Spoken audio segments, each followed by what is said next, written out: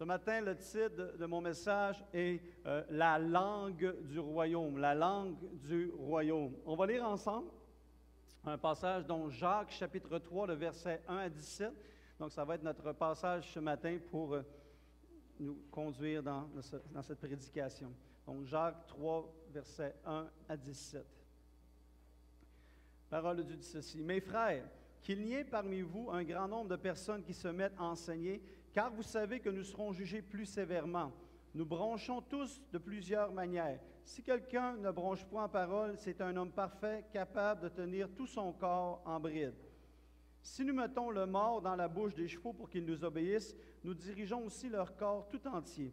Voici même les navires, qui sont si grands et que poussent des vents impétueux, sont dirigés par un très petit gouvernail au gré du pilote. De même, la langue est qu'un petit membre, et elle se vante de grandes choses. Voici comme un petit feu peut embraser une grande forêt. La langue aussi est un feu, et c'est le monde de l'iniquité. La langue est placée parmi nos membres, souillant tout le corps et enflammant le cours de la vie, étant elle-même enflammée par la géhenne. Toutes les espèces de bêtes et d'oiseaux, de reptiles et d'animaux marins sont domptés et ont été domptés par la nature humaine. Mais la langue, aucun homme ne peut la dompter. C'est un mal qu'on ne peut réprimer et elle est pleine d'un venin mortel. Par elle, nous bénissons le Seigneur notre Père, et par elle, nous maudissons les hommes faits à l'image de Dieu. De la même bouche sortent la bénédiction et la malédiction. Il ne faut pas, mes frères, qu'il en soit ainsi. La source fait-elle jaillir par la même ouverture l'eau douce et l'eau amère? Un figuier, mes frères, peut-il produire des olives ou une vigne des figues? De l'eau salée ne peut pas non plus produire de l'eau douce. Lequel d'entre vous est sage et intelligent, qu'il montre ses œuvres par une bonne conduite avec la douceur de la sagesse? Mais si vous avez dans votre cœur un zèle amer et un esprit de dispute, ne vous glorifiez pas et ne mentez pas contre la vérité. Cette sagesse n'est point celle qui vient d'en haut, mais elle est terrestre, charnelle, diabolique. Car là où il y a un zèle amer et un esprit de dispute, il y a du désordre et toutes sortes de mauvaises actions. La sagesse d'en haut est premièrement pure, ensuite pacifique, modérée, conciliante, pleine de miséricorde et de bons fruits, exempte de duplicité et d'hypocrisie.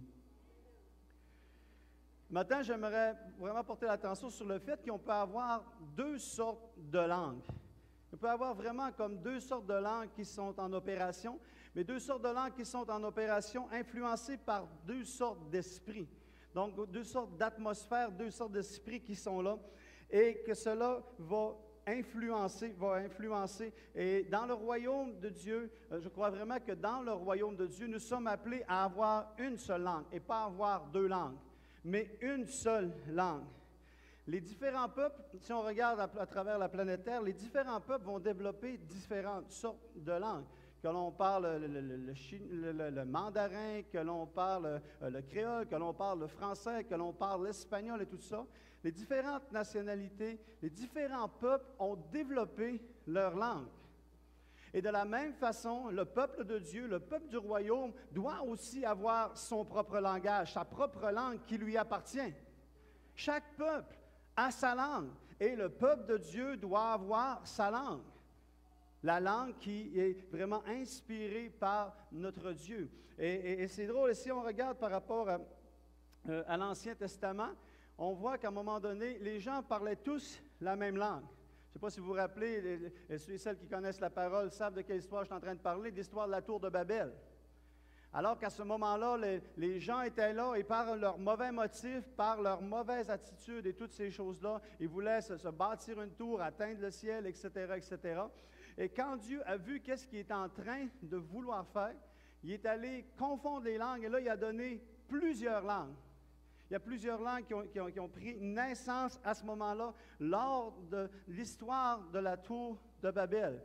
Et c'est comme si que maintenant, il y avait comme, pour que Dieu voulait éviter qu'il puisse y avoir des dommages parce qu'ils avaient la même langue, alors là, il a fait qu'il y ait plusieurs langues pour éviter la catastrophe et éviter encore plus de conséquences négatives. Et c'est ce que Dieu a fait à ce moment-là. Et quand je parlais de langue, d'apprentissage de langue, si vous connaissez déjà une langue, à un moment donné, vous avez vieilli, et puis là, vous allez vouloir apprendre l'anglais, vous allez vouloir apprendre une autre langue et tout cela, qu'est-ce que vous avez fait? vous avez commencé à l'écouter, vous avez commencé à vouloir la comprendre. Certains ont étudié, certains l'ont appris plus facilement que d'autres, mais il y a eu toutes sortes d'étapes. Et alors que vous avez fait cet apprentissage-là de cette nouvelle langue, vous avez écouté, puis à un moment donné, vous dites, « Ah, je comprends bien, mais j'ai de la misère à parler. » Ou quand je la parle avec un accent. Et ça a pris un certain processus pour qu'à un moment donné, vous puissiez arriver à un certain point où est-ce que vous étiez capable non seulement de comprendre cette langue-là, mais de la parler comme si elle était la vôtre. On peut arriver d'un point à un point tellement travaillé au niveau de la langue qu'on dit « Ah, on ne reconnaît pas ton accent. » On avait été, il y a quelques années, la porte était trop grande ouverte et puis, en plus, tu m'as invité, Sylvain, tu as ouvert la porte. Il y a quelques années, on est allé à New York et tout cela, et puis on était avec Sylvain et Marianne, l'ancien Georges et Lynn et tout. Et puis on parle avec quelqu'un, et puis là, à un moment donné, blablabla, blablabla, il y a un anglophone qui est là, et il parle à Sylvain, et puis il dit, bon, la personne a dit, écoute, je reconnais votre accent, mais Sylvain, il n'a pas compris que la personne disait, j'ai reconnu votre accent. Fait que lui, ce qu'il a dit, ben, c'est sûr que je n'ai pas d'accent, je travaille pour le gouvernement, je suis anglophone depuis des années, puis il est tout fier, là, tu sais, moi, je n'ai pas d'accent dans mon anglais, tout ça. Puis nous autres, on riait parce qu'on dit, non, le gars, il a dit qu'il a reconnu ton accent. Ça fait que, pour dire que lorsqu'on veut évoluer dans la mentalité du royaume et tout, on peut facilement reconnaître notre accent. Mais la langue du royaume est aussi une langue qui s'apprend.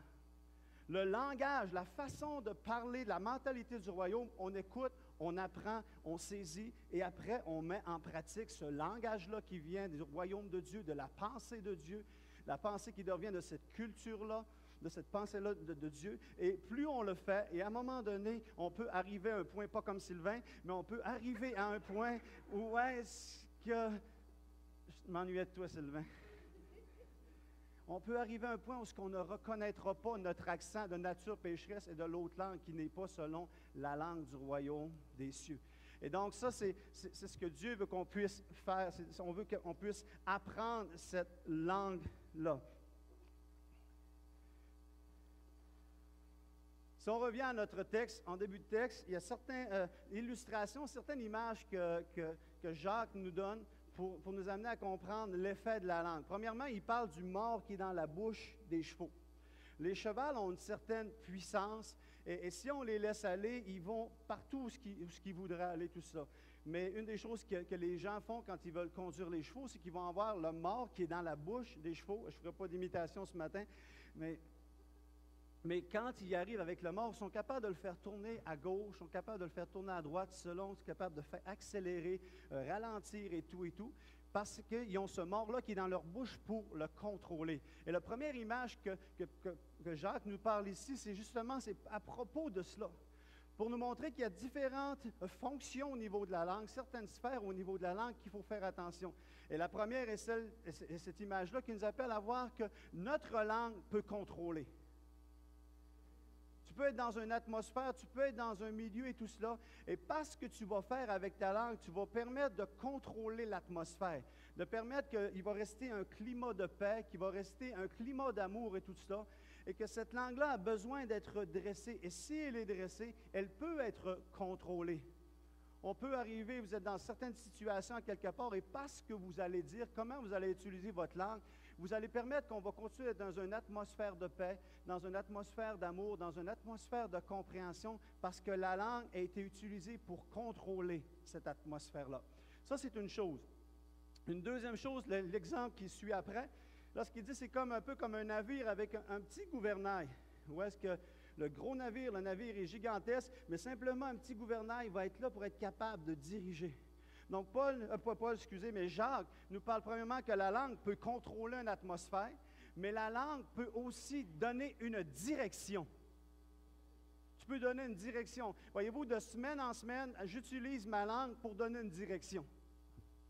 En parlant, en proclamant la parole de Dieu, en disant les choses de Dieu, on donne une direction. Donc, si dans le passé, peut-être vous avez entendu parler d'un Dieu qui condamnait, d'un Dieu qui vous disqualifiait, maintenant, par ma langue, de semaine après semaine, je vous dirige à ce que vous puissiez comprendre que Dieu nous aime et qu'il veut répandre sa grâce et sa faveur sur nous, qu'il est bon, etc., etc. La langue va donner une direction. Quelqu'un veut se décourager, quelqu'un veut abandonner, et par ma langue, je lui dis, tu es important, lâche pas, tu es capable, tu n'es pas le premier, ce que ça a été dur, tu n'es pas la première personne où il y a eu besoin de persévérer, continue. Je suis en train de diriger la personne pour prendre une bonne décision. De prendre des décisions qui sont pour Dieu, de prendre des décisions des fois qui sont contre Dieu. Ce que la langue va faire, elle va diriger. Il y a un conflit. Et dans ce conflit-là, entre deux personnes, vous arrivez, puis vous commencez à parler. Et si la personne fait simplement dire, « Ben regarde, ça fait souvent de fois qu'il te l'a fait, puis revanche-toi, puis let's go, puis fais quelque chose contre lui », qu'est-ce que vous allez faire? C'est que vous allez donner une direction avec votre langue. Vous allez donner la direction. Donc, il y a une possibilité avec la langue qu'elle puisse contrôler. Il y a une possibilité qu'elle puisse donner une direction. L'image qui suit par la suite, il parle de cette langue-là qu'elle a tellement un grand pouvoir qu'elle peut même embraser toute une forêt. Tu peux, avec une parole, non seulement dire « Ah, c'est pas grave, je fais juste dire quelque chose à cette personne-là, puis je ne ferai rien de plus. » C'est juste cette personne-là qui va être affectée. Combien de feux de forêt se sont déclenchés parce que quelqu'un dit « Je fais juste un feu de camp. » Je veux juste me chauffer ici, là, mais c'était sec, c'était vraiment un temps où l'indice de feu était loin d'être modéré, il était à élevé, comme on voit quand on va dans les forêts, des choses comme ça. Mais tu disais, non, je veux juste faire un petit feu en arrière dans la cour. Et les enfants, on veut juste s'amuser, on va juste allumer un petit feu. Et puis, boum, la ferme brûle, tout ça, puis la maison d'à côté brûle, etc. Puis ça fait des grands hectares qui sont brûlés. Pourquoi? Parce qu'on a voulu juste faire un petit feu, puis ça a fait un grand feu. Mais la langue a ce même pouvoir-là. Je vais parler de Tony à François et tout, puis je me dis, gars, je vais juste le dire à François, mais malheureusement, François, il a dit, écoute, moi j'ai tellement confiance en Sam, mais je vais le dire en Sam aussi. Puis Sam va dire, j'ai tellement confiance à Edwige que Edwige, je vais le dire à Edwige aussi. Puis Edwige a tellement confiance à quelqu'un d'autre qu'elle va le dire à un autre. Puis là, tout le monde sait que Tony, il ne m'a pas apporté mon dîner vendredi. Puis là, on pense que Tony n'a pas de cœur. Là, Tony, après ça, tout le monde sait que Tony n'est pas généreux, est égoïste et tout cela. On dit comment ça se fait que le pasteur engage quelqu'un qui est égoïste comme ça? Il n'y a pas de discernement. Sa femme devrait l'aider. Quelle sorte de femme qu'il y a? Imagine le feu qui est pogné. Pourquoi? Parce qu'il y a une petite flamèche qui a été lancée. Il y a quelque chose qui a été dit. Et c'est le pouvoir qui se retrouve à la langue. Ça a l'air de rien. Ça a l'air vraiment de rien. Mais quelque chose qui a l'air de rien, ce potentiel-là est tellement grand. Et dit, cette langue-là, elle est enflammée par la géhenne. Et l'ennemi est là pour voler, détruire, égorger. Le diable, c'est ce qu'il veut faire. Donc, il ne faut pas prendre à la légère le pouvoir de la langue et son pouvoir destructeur. Quand on dit simplement une parole contre une personne ou un autre, etc., ça peut vraiment enflammer et apporter, détruire la vie de des individus, littéralement. Et ce n'est pas pour être détruit pour l'éternité, mais ça peut être détruit pour une saison, pour une période. Et des périodes de semaines et de mois et d'années pour une personne, parce qu'il y a des gens qui ont brisé leur réputation, parce qu'il y a des gens qui ont dépeint négativement des gens. C'est quelque chose qui est extrêmement douloureux à vivre. Et c'est inspiré directement par l'enfer pour détruire la vie des gens. Ça ne devrait pas être comme ça. Et c'est pourquoi, après ça, Jacques continue en disant, par la langue, il dit, « Par elle, nous bénissons le Seigneur notre Père, et par elle, nous maudissons les hommes faits à l'image de Dieu. » Ah, Seigneur, je t'aime, je t'aime. Et quelques minutes après, tu vas maudire quelqu'un, tu vas parler négativement de quelqu'un et tout cela. Il dit, « De la même bouche sortent la bénédiction et la malédiction. Il ne faut pas, mes frères, qu'il en soit ainsi. »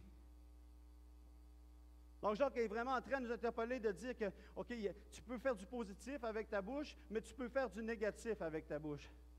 Et on ne peut pas arriver à dire, OK, ben c'est juste comme ça, ben regarde, tu vois, c'est la nature humaine. Puis on va continuer de fonctionner comme ça, avec ma bouche qui bénit, avec ma bouche qui maudit. Avec ma langue qui construit, avec ma langue qui détruit. Il dit, non, mes frères, il ne faut pas qu'il en soit ainsi. Il ne faut pas qu'il en soit ainsi.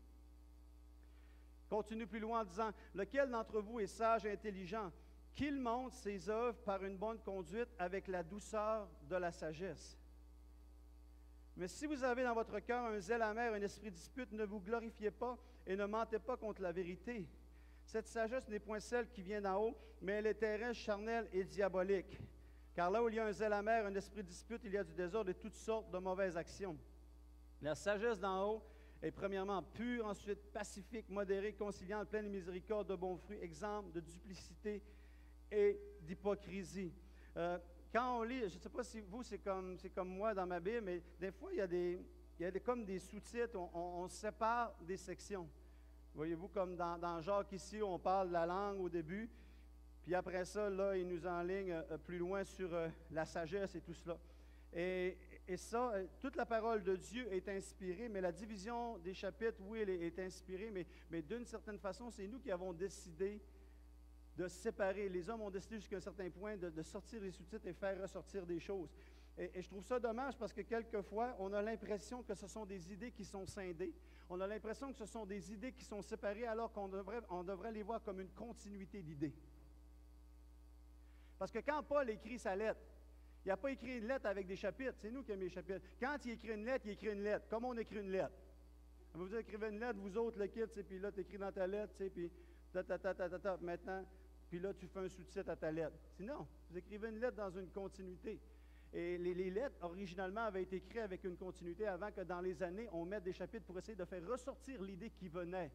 Mais ça, c'est notre compréhension de cela. Et ici, je trouvais ça un peu dommage. Et quand je lisais, je me disais, non, il y a une continuité dans cela. Quand il est en train de parler de la langue, la difficulté à contrôler cette langue-là et l'importance que cette langue-là soit une langue qui va de plus en plus bénir et non pas maudire. Mais après, il continue, puis là, il nous parle de la sagesse que l'on doit avoir. Quel genre de sagesse qu'on doit avoir? Lequel d'entre vous est sage et intelligent, qu'il montre ses œuvres par une bonne conduite avec la douceur de la sagesse. Et on voit ces esprits qui sont contraires là, un esprit qui a un zèle amer, un esprit de dispute, ces choses-là, et qui ne vient pas d'en haut, mais qui est plutôt terrestre, charnel et diabolique.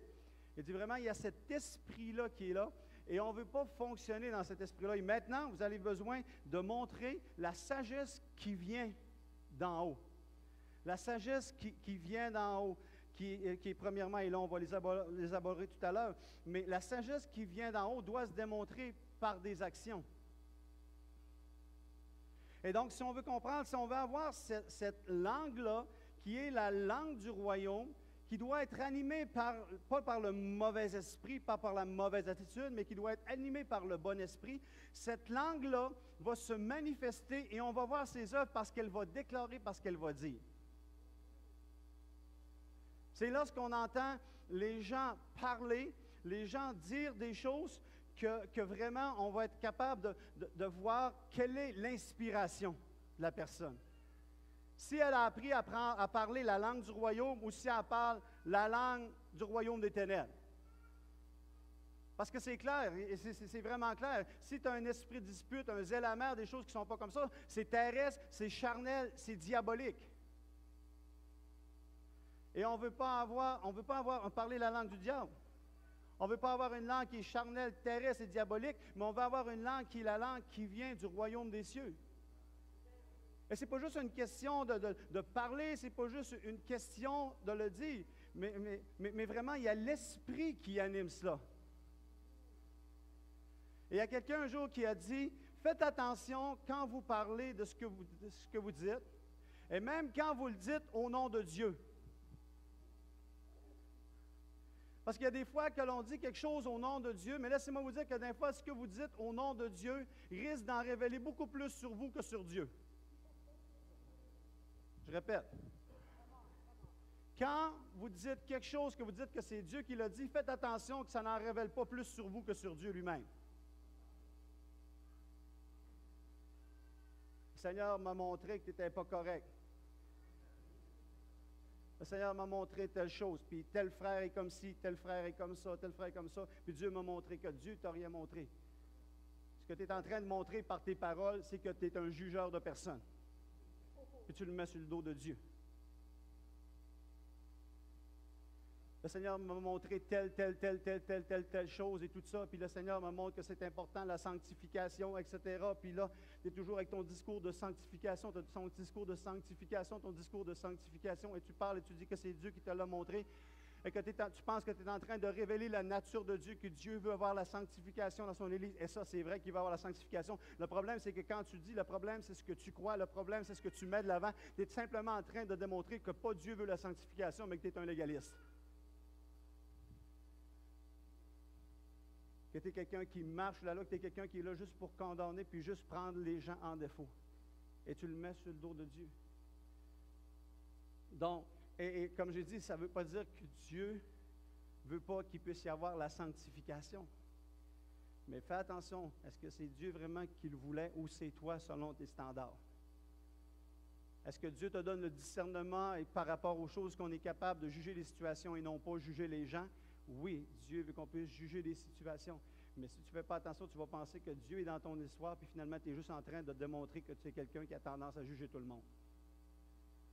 Et dans ton discours, dans ta langue, tu révèles encore plus. Pensez-y, faites attention, quand vous dites quelque chose, que ce soit chrétiennement ou non chrétien, posez-vous la question. Qu'est-ce que je suis en train de révéler? Est-ce que je parle le langage du royaume des cieux? Ou est-ce que je parle un autre langage? Quel langage que je parle? Donc, celui qui parle le langage de Dieu, la Bible elle dit, si vous croyez, dans ça c'est charnel, c'est terrestre, c'est diabolique, mais celui qui a la sagesse d'en haut, il va parler de différentes choses. Il va parler premièrement, il dit, la sagesse d'en haut est premièrement pure. Pure. Si vous voulez être capable d'évaluer si vous avez la sagesse d'en haut et si votre langue est connectée avec cette sagesse-là du royaume, Jacques est en train de donner des critères ici.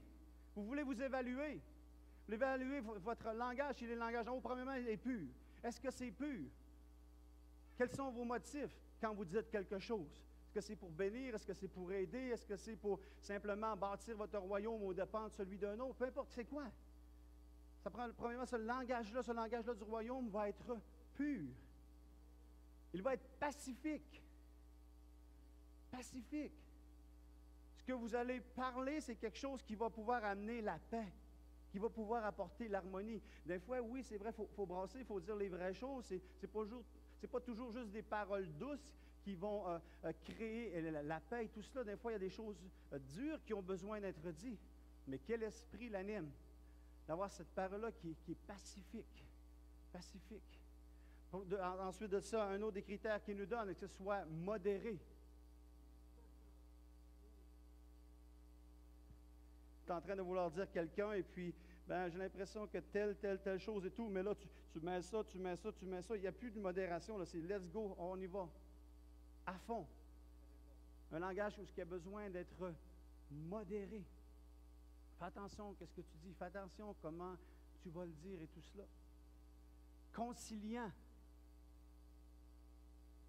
Tu jases avec les gens et tout, tu essaies de faire des affaires et ceux-là qui me connaissent quand on travaille avec les équipes, quand on travaille avec les comités, qu'on travaille avec différentes personnalités. Un voit une chose d'une façon, puis l'autre voit l'autre. Puis d'un fois, quand on commence au début de la conversation, c'est...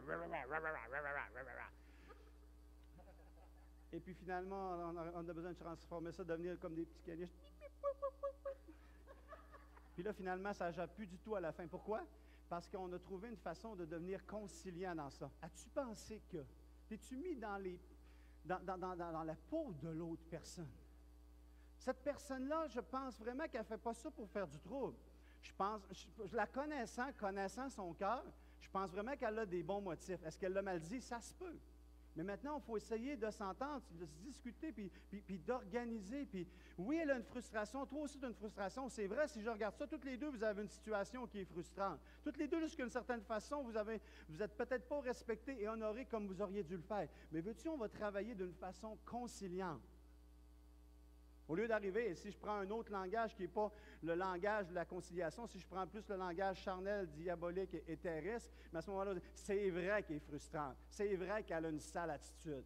C'est vrai qu'elle n'a pas ci, c'est vrai qu'elle n'a pas ça. Qu'est-ce que j'ai fait? Je suis en train, avec un zèle amer et de dispute, de créer quelque chose qui n'est pas selon la pensée du royaume des cieux. La langue qui est conciliante va essayer de trouver différentes situations, différents angles de vue pour être capable d'apporter une réconciliation. Plein de miséricorde. La sagesse d'en haut est pleine de miséricorde. Ça veut dire qu'il y a toujours besoin, toujours le goût de sauver, toujours le goût d'aider. Un jour, j'avais déjà prêché là-dessus, ça fait des années, et pour exprimer un peu la miséricorde, j'avais comme séparé le mot en deux, misère et corde. C'est comme quelqu'un qui est dans misère, puis tu lui lances une corde. C'est la miséricorde. Donc, de trouver une façon de sortir quelqu'un d'une situation difficile, tu vas vouloir l'atteindre, tu vas vouloir lui lancer une corde, tu vas vouloir lui lancer une bouée pour dire, regarde, viens, je vais t'aider. Plein de miséricorde. D'avoir ce cœur-là, ce désir-là pour aider la personne. Plein de bons fruits. La sagesse d'en haut est pleine de bons fruits.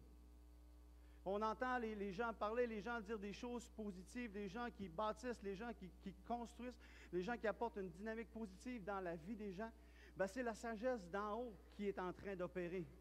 C'est le langage du royaume des cieux qui est en train d'opérer dans la vie, au travers de la personne et dans la vie des autres personnes qui sont alentour. Elle est exemple de duplicité, exemple d'hypocrisie.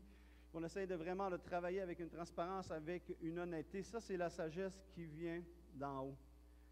Nous sommes, en tant qu'enfants de Dieu, avec cette connexion-là, on est un peu comme une ressource qui est connectée à la source. En tant qu'enfant de Dieu, enfant du royaume, on doit se voir comme une ressource qui est connectée à la source. Dieu qui est la source de sagesse, Dieu qui est cette source-là, on se connecte avec lui et les gens peuvent simplement recevoir par nos paroles, par notre langue, quelque chose qui vient directement de la pensée et du cœur de Dieu. Donc, voyez-vous toujours comme une ressource qui est connectée à la source pour être capable d'apporter la bénédiction de Dieu dans la vie des gens qui sont alentour de nous. Le Seigneur nous appelle à être conduit par son Saint-Esprit, à avoir la langue du royaume, le langage du royaume qui est dans nos cœurs et qui est dans nos vies. C'est le genre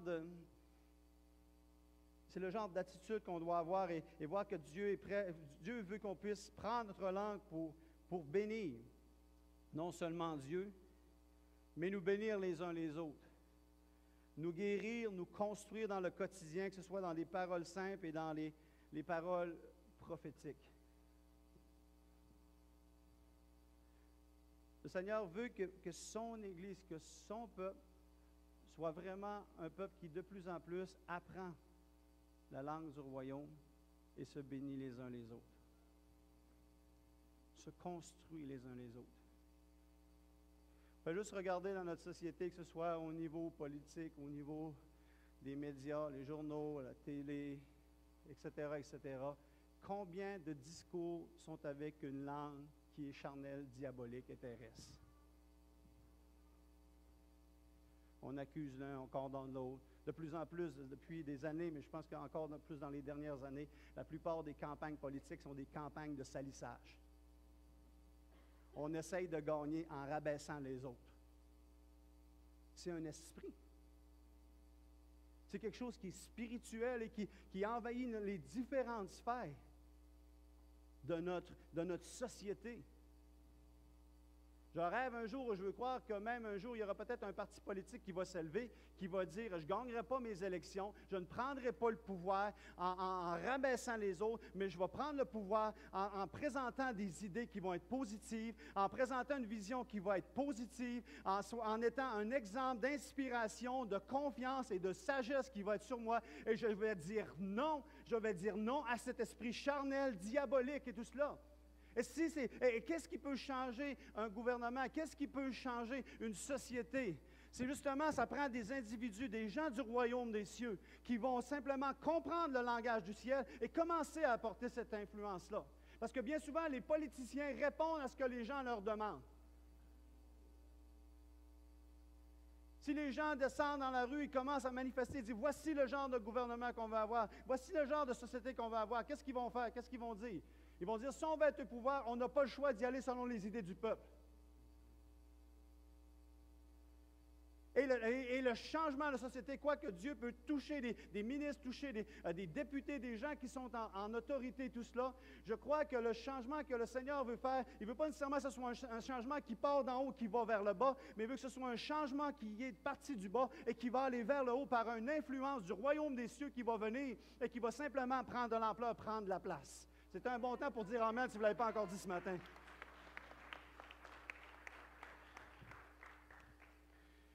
Et combien on peut le faire si on ne saisit pas, si on ne comprend pas qu'on est dans un endroit dans l'Église de Dieu pour développer cela.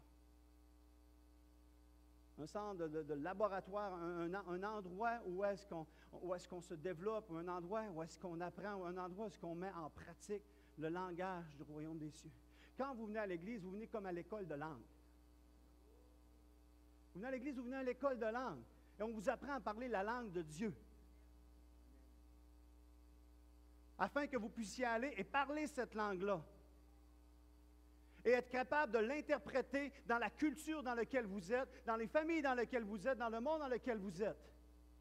Alors, il dit, venez à l'école de langue, venez me connaître, venez que je vous donne ma sagesse, venez que je vous montre tous les rudiments de mon langage, comment structurer une phrase, comment la bâtir, comment faire un exposé, comment présenter qui je suis à cette génération-là. Apprenez ma langue, et après avoir appris ma langue, vous allez avoir besoin d'être capable de la traduire dans le langage d'une génération dans laquelle vous êtes, selon la culture, selon les âges, selon le plan social, etc. De comprendre. Et ça, c'est la clé que Dieu veut nous donner. Et si on ne vient pas à l'école de langue, si on n'apprend pas cette langue-là, si on ne pratique pas cette langue-là dans le quotidien, on ne pourra jamais bien la parler et toucher une génération qui a besoin. Dans l'Ancien Testament, lors de Babel, les langues avaient été mêlées pour que les gens ne puissent pas se comprendre parce qu'il y avait quelque chose de négatif. Mais maintenant, dans le Nouveau Testament, le Seigneur dit, maintenant, ce n'est plus le temps que les langues soient différentes, pas qu'ils se comprennent, mais c'est maintenant le temps qu'il y ait une seule langue qui soit parlée, la langue du royaume, pour toucher les gens qui sont alentour. Toucher les gens qui sont alentour. Quand j'étais en train de préparer ce message-là, je disais, Seigneur, je veux vraiment apporter ce message-là de Jacques 3 avec une mentalité du royaume des cieux. Parce que souvent, la mentalité religieuse qui avait été présentée, et tout cela, c'était une mentalité qui était plus négative, à nous tomber sur la tête parce qu'on parlait mal, on ne disait pas les affaires correctement, puis c'était l'aspect négatif qui était apporté. Et ça, c'est une mentalité du côté négatif, mais je pense que la mentalité du royaume de Dieu n'est pas une mentalité qui est appelée à être négative, c'est une mentalité qui est appelée à être positive, qui va corriger de facto le négatif. Et quand je demandais, Seigneur, donne-moi une pensée, sur un exemple sur lequel que tu veux que je puisse apporter ça dans la mentalité du royaume des cieux. Et il me rapportait à ce passage-là où il parlait justement de la langue qui était là et qui pouvait simplement avec ce feu-là, faire des dommages et embraser toute la forêt. Et il me dit, qu'est-ce qui s'est passé dans Actes chapitre 2? Dans Actes chapitre 2, alors que le peuple était là en unité, le Saint-Esprit est descendu et des langues de feu se sont posées sur la tête de chacun pour qu'ils puissent être ses témoins. Il dit, dans l'Ancien Testament, les langues avaient apporté la division et les langues pouvaient apporter des effets négatifs. Mais il dit, maintenant, je veux répandre maintenant un feu avec mes langues, mis sur les gens et qui vont aller, qui vont être mes témoins, qui vont répandre l'évangile du royaume des cieux. Et ça, c'est le cœur de Dieu. C'est vraiment le cœur de Dieu. Il faudrait qu'on puisse se lever ensemble.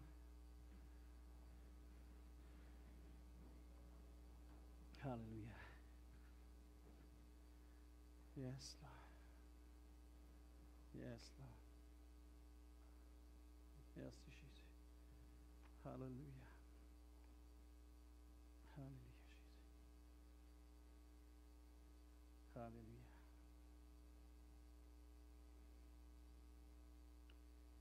Jésus. Seigneur Dieu, on veut vraiment te prier, Seigneur, que tu puisses continuer à agir dans nos cœurs et dans nos vies, Seigneur, d'une façon spéciale, Seigneur. Juste prendre peut-être 1 ou 2 minutes pour, peut-être chacun ce que vous êtes, demander pardon à Dieu pour les endroits où est-ce que vous avez mal utilisé votre langue. Vous êtes conscient, que ce soit dans votre famille, soit envers votre époux, votre épouse, envers vos enfants, les gens qui sont alentour de vous. Prenez le temps de demander pardon, parce qu'il y a vraiment, il y a des foyers où est-ce que la destruction a pris place. Il y a des foyers où est-ce que vraiment les mariages ont été effrités, ont été brisés, parce que ce n'était pas la langue du royaume qui était parlée. Prenez le temps ce matin simplement de demander pardon à Dieu pour ces choses-là.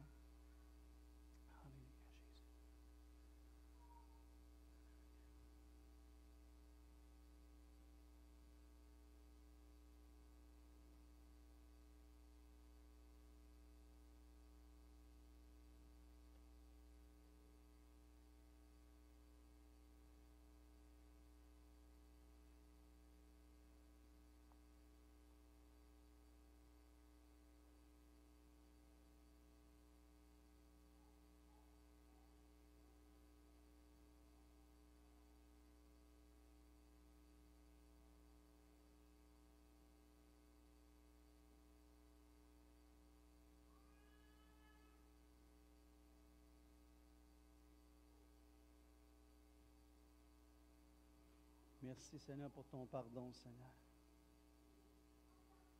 Merci, Seigneur, que tu dis que si on confesse nos péchés, tu es fidèle et juste pour nous pardonner, nous purifier de toute iniquité. Seigneur, là qu'on a confessé devant toi, reconnu, Seigneur, ce matin, te remercie, Seigneur. Mais on veut aussi prendre l'engagement, se repentir de ce mauvais comportement-là, se repentir. Le mot repentir veut dire changer de direction, prendre une décision pour vouloir faire quelque chose de différent. Seigneur, on veut se repentir de cette façon d'opérer, cette façon de parler, cette façon d'utiliser notre langue. On te demande pardon pour cela. Et on te demande de nous transformer, Seigneur. Que vraiment notre langue soit de plus en plus la langue du royaume des cieux. Que ton règne vienne sur notre langue. Que ton règne vienne dans nos cœurs, Seigneur. Yes. Seigneur, on sait, Seigneur, selon ta parole, que par nous-mêmes, nos forces sont limitées. Que par nous-mêmes, Seigneur Jésus, il y a bien des choses qu'on n'est pas capable d'accomplir. Père, je prie par ton Saint-Esprit, viens nous aider. Viens nous enseigner. Quand vient le temps de sortir une parole, de dire une chose, Saint-Esprit, rappelle-nous, Saint-Esprit, conduis-nous, Saint-Esprit, aide-nous. Aide-nous à développer de plus en plus ce langage du royaume. Père, tu as dit, Jésus, tu as dit, je ne vous laisserai pas seul, mais je vais vous donner le Saint-Esprit comme consolateur qui va être avec vous. Saint-Esprit, nous t'honorons. Et Seigneur, on n'est pas appelé à avoir juste, tu n'as jamais voulu qu'on ait simplement une conscience entre le bien et le mal. Cette conscience-là, c'est toi qui nous l'as donnée. Mais au-delà de ça, Seigneur, tu as dit que tu nous enverrais le Saint-Esprit pour nous parler, pour nous conduire, pour nous enseigner. Aide-nous, Saint-Esprit, à découvrir encore plus ta voix, afin que tu puisses nous aider à avoir ce langage du royaume. Enseigne-nous, Saint-Esprit, la langue du royaume, parce que tu es le royaume, Saint-Esprit. Merci, Seigneur. Merci, Seigneur. Alors qu'on va vers la fin de cette réunion-là, j'aimerais que l'on mette en pratique la langue du royaume. Avant que l'on parte, je veux que vous preniez le temps, il est 11h moins 10, vous avez le temps et tout cela.